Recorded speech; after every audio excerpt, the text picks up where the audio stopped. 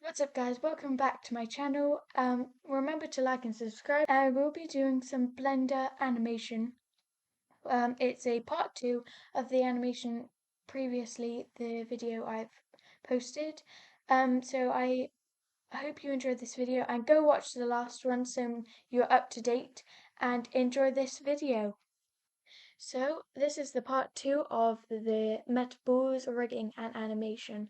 So we should be able to click the bones, and I'm in pose mode, you're probably not.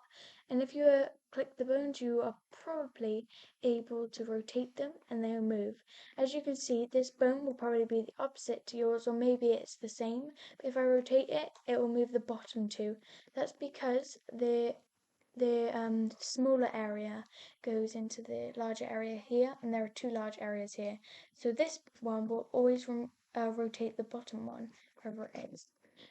The thing is with metaballs, you don't have, if you rotate them, they'll all move and there'll still be skin in between them. But say I added a cube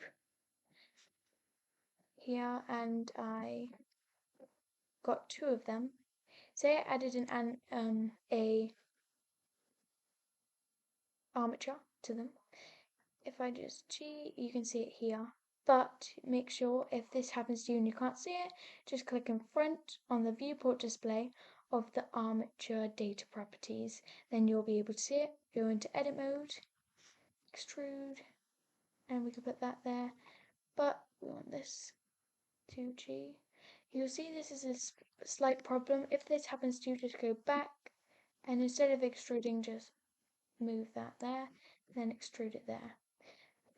So if we go back into pose mode, click one of them, go back into object mode, click this box, shift, click kill P, and parent to the bone.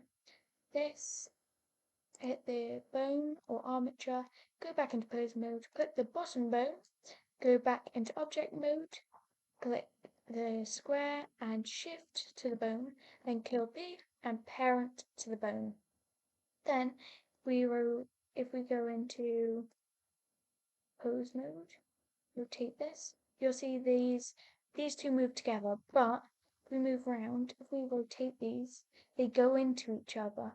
You can obviously add constraints so they don't, but with animation and rigging, I like to use metaballs because they work together and you always have some sort of polygons going in between the three areas.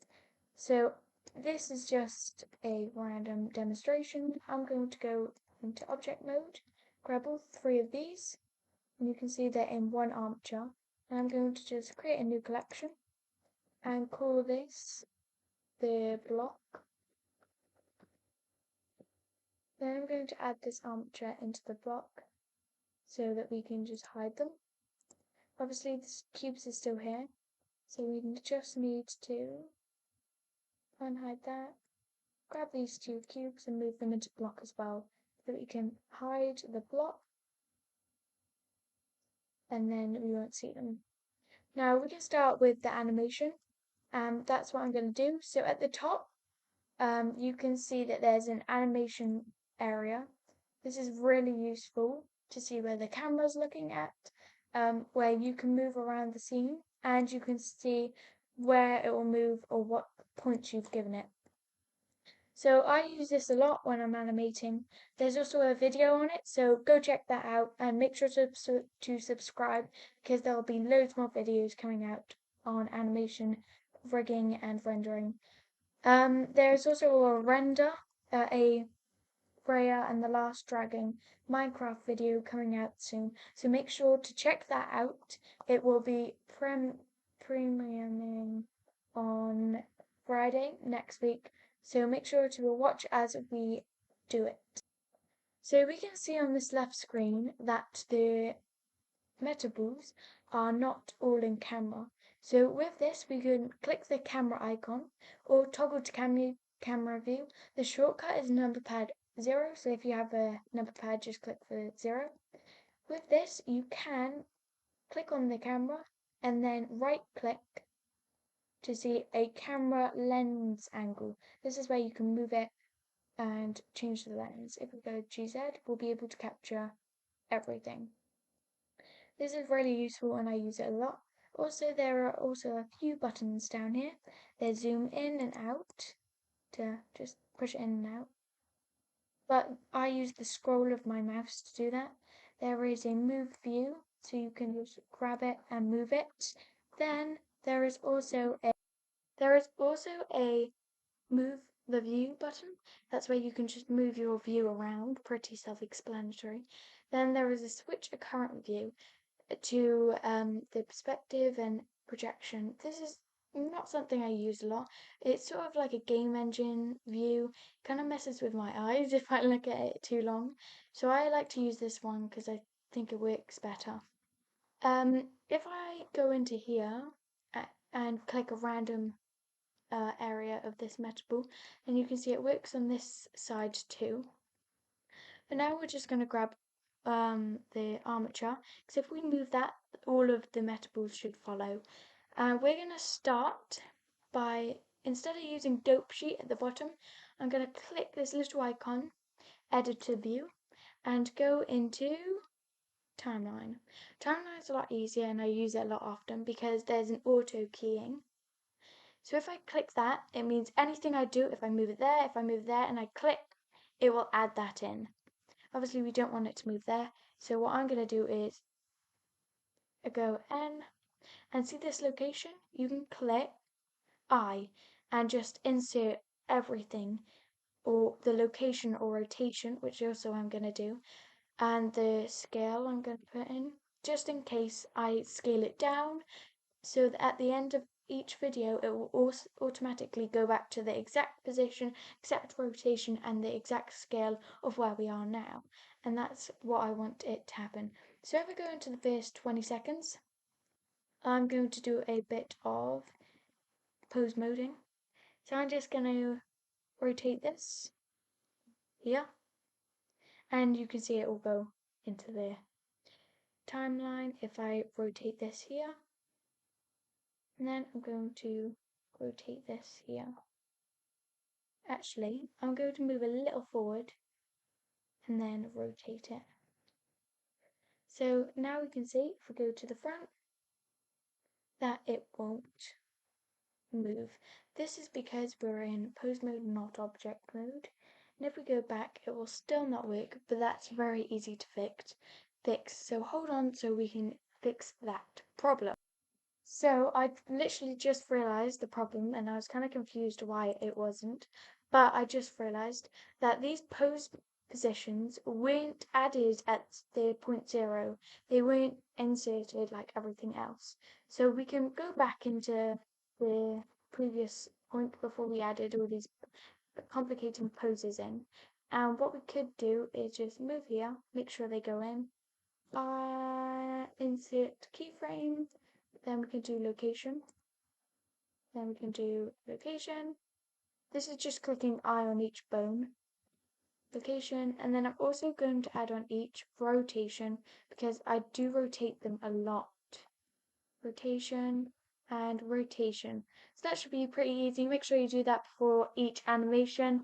And we'll start animating and rotating each bone in a second. So if we move to 20, we can see that we'll be able to add or insert different pose positions. So if we rotate it here, then we'll move that one in a second, then we'll rotate this one here. Then if we move a teeny bit forward, we can rotate this one here. So if we move all the way back, you'll see it's the exact same. So if we see it on the left, it sort of rotates and moves up. Now we can pause it and do a bit more rotation. I'm just going to quickly speed through this all, and you can add your own animation. Make sure it ends at about 250. That's when I'm going to make mine end. You can do it earlier by just at the end, just changing it to a specific number, so like 100. Then it will stop at 100, so that you're not rendering any unwanted data or data that you don't have. So if I rendered this now, I probably want to stop it at about 35, But if we leave it on 100 at the end, then it will just render all of this, and we don't want it rendering, and we don't need it to. So it's just wasted time. So I'm going to speed through this quickly. You make your own animation, and I'll see you in a minute.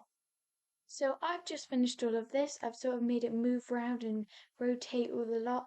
I've also gone into object mode just to move this around a bit while they rotate.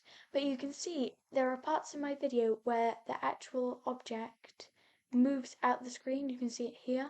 So you may want to move your camera so that you do get the whole experience and the whole metaball and armature moving around.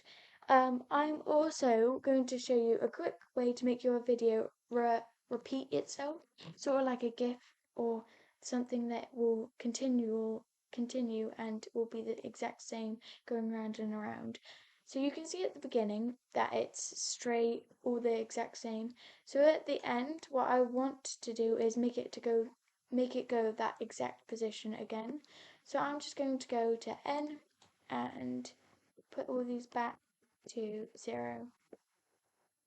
You can see that these are still not the same, and sure it's back to 0, but it's not in the right position. So that is one way we could do it. Take a while and put all those things in. Or we could go and move this, or a specific place or area. So you can see that I can click on this and I can G and move this along. So that's the starting. So if I kill C and kill V and then just move it, I can move it till the end so that it will go back. So make sure you do that and I'll see you in a second. So it's taken me a while to copy and paste each of the areas or the rotation. So I decided to go into pose mode of the object and just rotate them myself manually and keeping the keyframe on so that I can put it back to where it usually was. So then if we just play it from the start, it should look very similar or look almost the same. Make sure to click off of the key because otherwise you will continually having that on and you may not want to keep that on.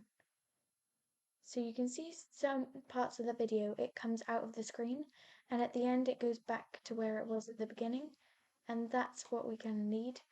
If we go here and just pause that and move it here, you can see that it's in the video for some but not always.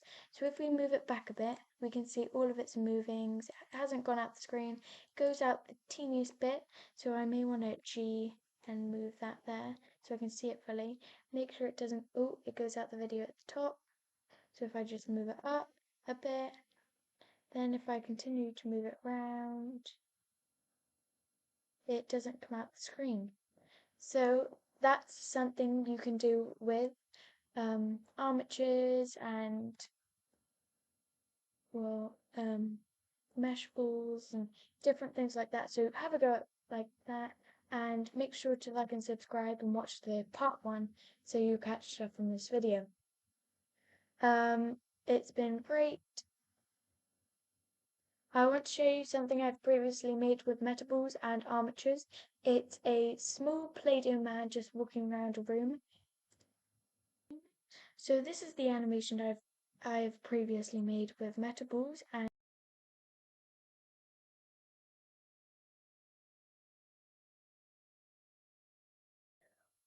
guys, this is my animation. As you can see, it's got arms and legs, and it's got a lot more animation and armature to it than the ones we've previously created. But I'm sure with your imagination and animation skills that you have just learned, you'll be able to create something even better than this. So in this one, I'm just going to drag it through because rendering it might take a little longer. The Play-Doh man just comes round and climbs down on this rope. It comes up onto this cabinet and jumps onto this beanbag. Then it flips onto the floor, but it climbs up back into the desk. On the desk, it then interacts with it, doing a few air flips and falls into the sofa. It interacts with the sofa and then using the sofa jumps off into this small box. It moves into through the small box the bed, and that's where it waves goodbye and it moves up. This is a great animation for beginners or for someone to create. There's also going to be a new YouTube video coming out soon about lighting and camera view because it's very important for every single Blender creation. So make sure to stick around to that. Like and subscribe. There is a small button on the bottom right, so make sure you click that and it'll say subscribe. And check out my other videos too.